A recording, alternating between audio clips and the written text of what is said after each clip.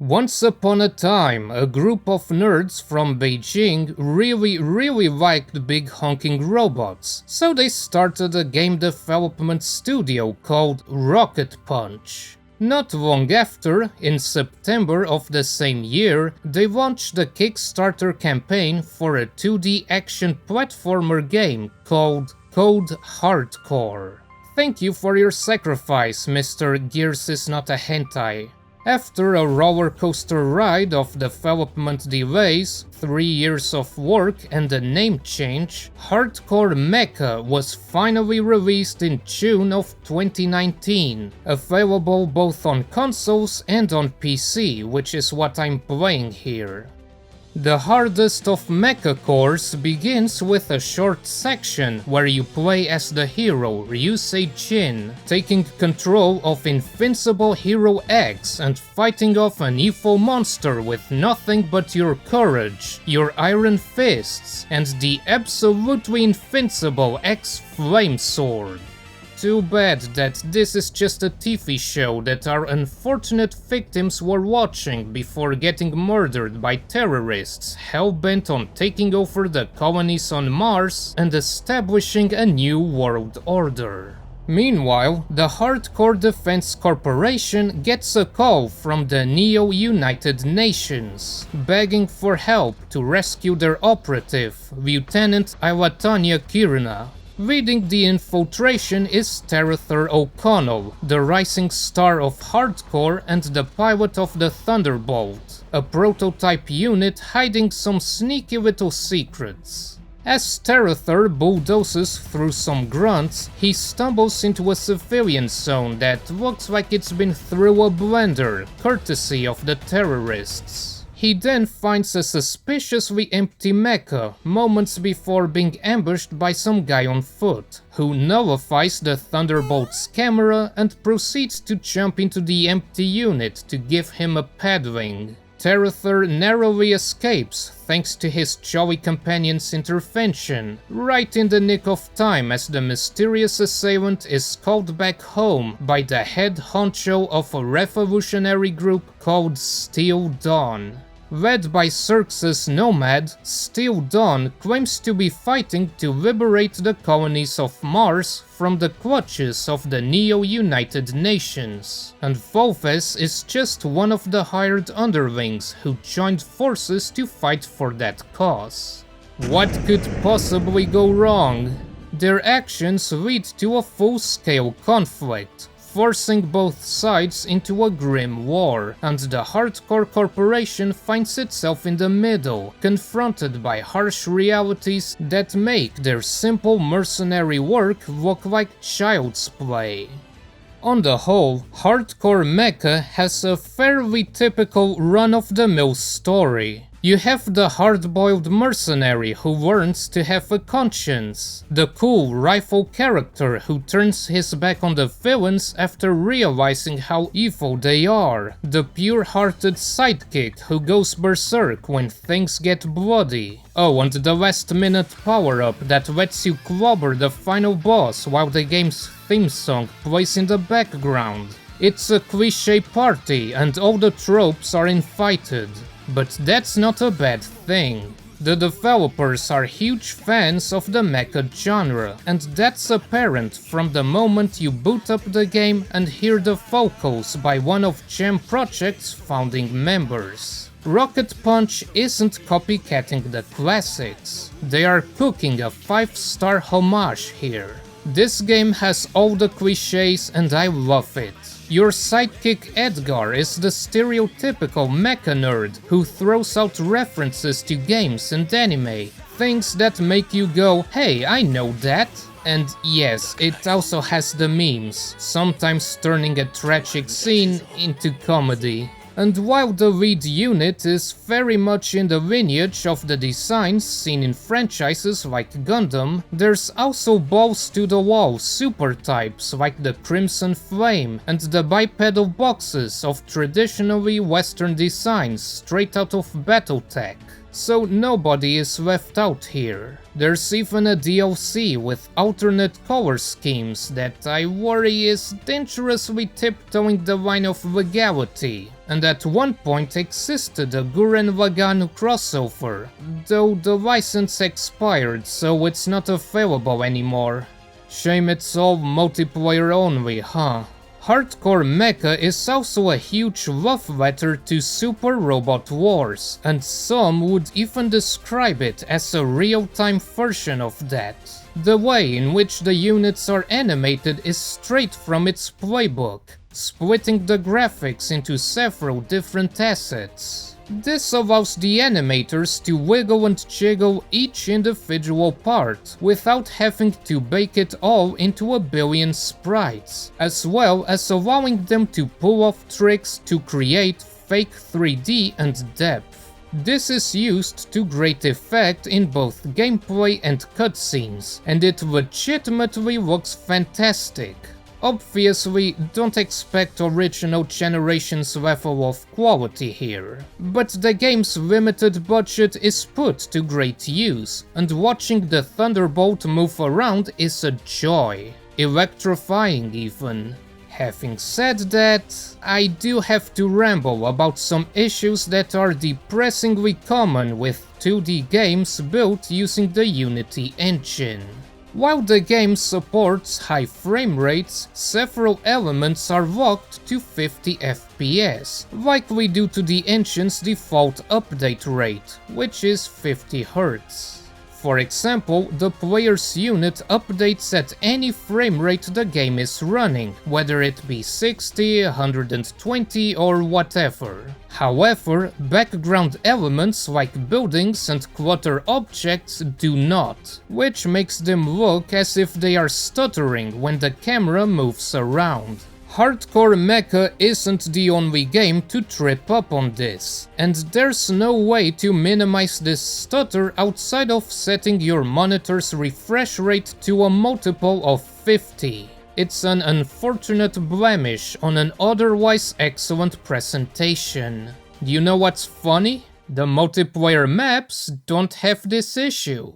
As for the gameplay, well, that aspect at least couldn't be more different from Super Robot Wars. It's a fast-paced 2D side-scroller that mixes platforming with plenty of hardcore action. Move through the level, head for the endpoint, and complete your objectives. These range from slaughtering everything to finding switches or objects, or finding your way through a complicated area.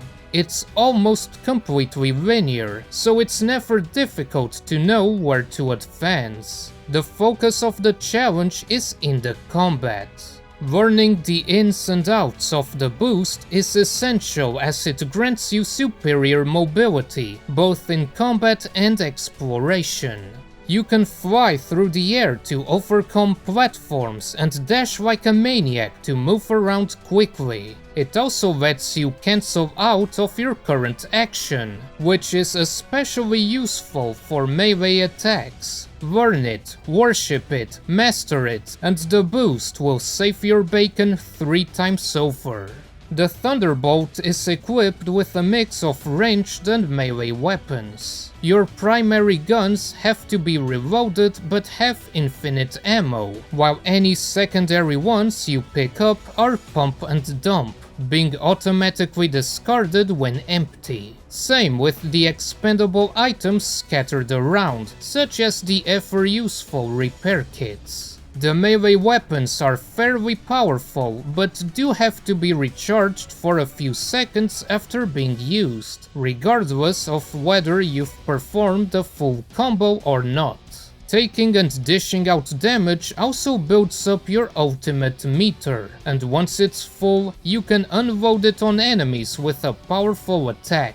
Pulverizing your fellow humans and clearing missions earns you credits, which can be spent on the intermission menu to unlock new equipment for the Thunderbolt. These are gated behind a basic leveling system that is frankly totally pointless. Once you've unlocked some new toys, you can then customize your loadout. There's a few different primary weapons to pick from, mostly variations of the basic assault rifle, as well as a selection of ultimate attacks and a decently sized variety of modifiers that enhance various aspects of the unit. These include things that lets you tailor the Thunderbolt closer to your preferred playstyle, like stronger ranged or melee attacks or longer boost duration and such. One thing is for certain, the game attempts to shake things up with every chapter. It might be a side-scrolling platformer at its core, but Hardcore Mecha doesn't spend every stage being just that. There will be times where you briefly play as Terather himself, sneaking through enemy territory. At times, the stages will introduce some new danger that you have to keep in mind. Sometimes it will flip the status quo on its head and put you into a low-gravity situation. And then there's that stage where it turns into a shmup. Twice, since you get to control a friggin' battleship for a few moments. If nothing else, it keeps you guessing, it keeps you on your toes, wondering what curveball it's going to throw at you next. Although the game isn't hard once you get to grips with the controls, it is quite unforgiving, particularly if you're aiming for high rankings in each stage. If you stay in place like a deer in headlights, then enemies will quickly scrape off your health. Several bosses are an admittedly disappointing cakewalk if you know what you're doing, but you still need to learn their attack patterns, or else you're going to the scrapyard.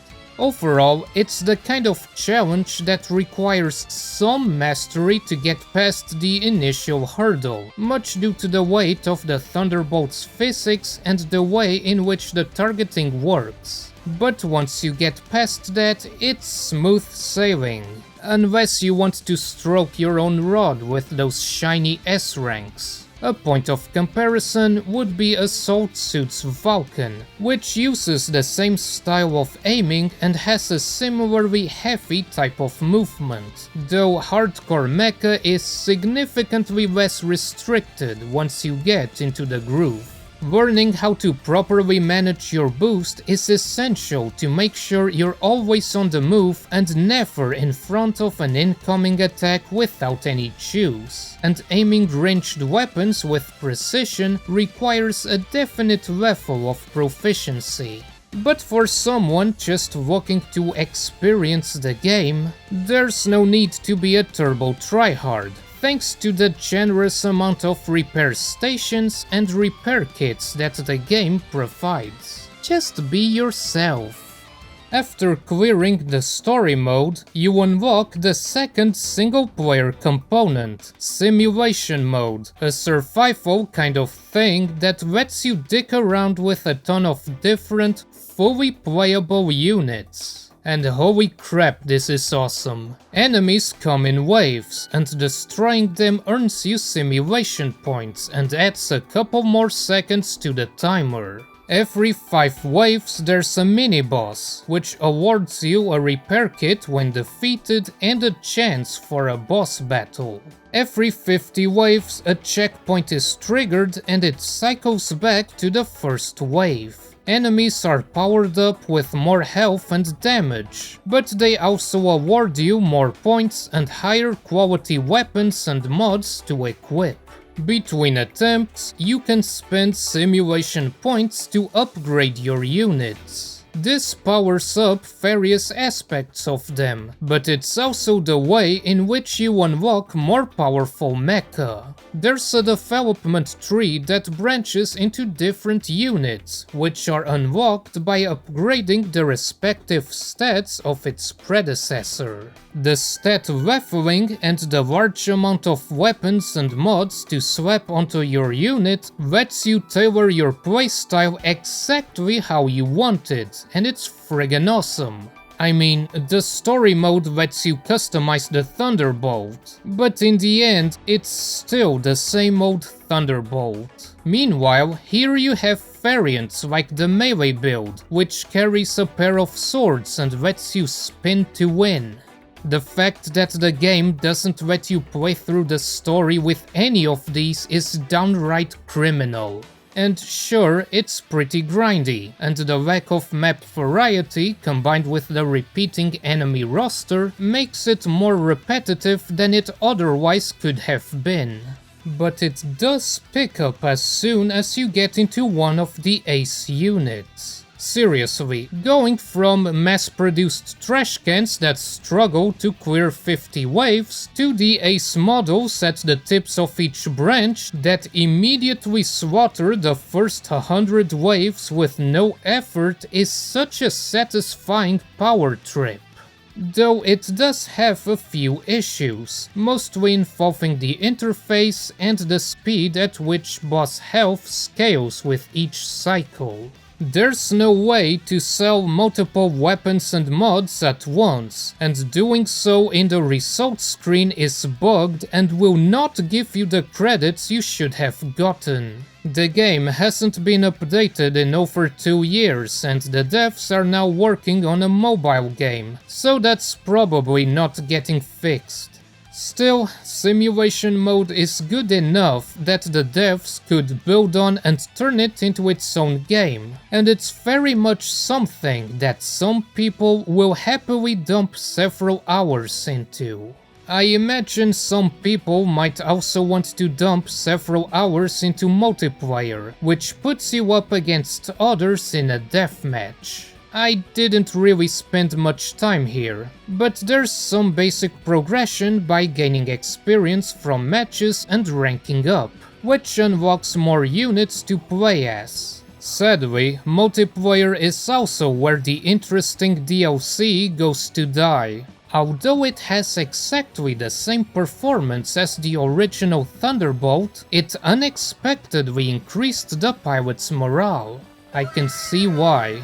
But like with all the cool units in simulation mode, the DLC characters aren't playable anywhere else, which nuked my excitement for running around with a cute mecha girl committing war crimes. Obviously, the Thunderbolt is the only unit with unique animations for the cutscenes and all that, but again, it's a mind-boggling missed opportunity to not let the player toy around with these in single player.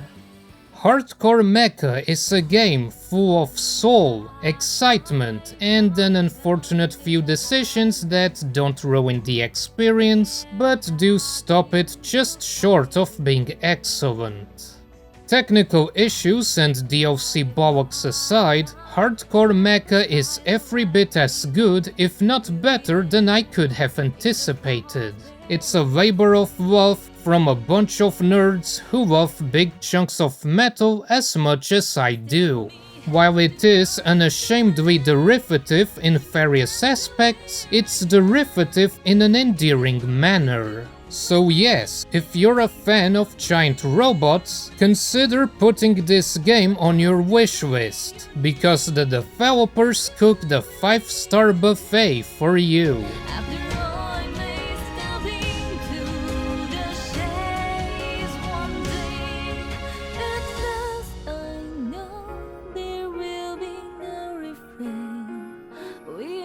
Passengers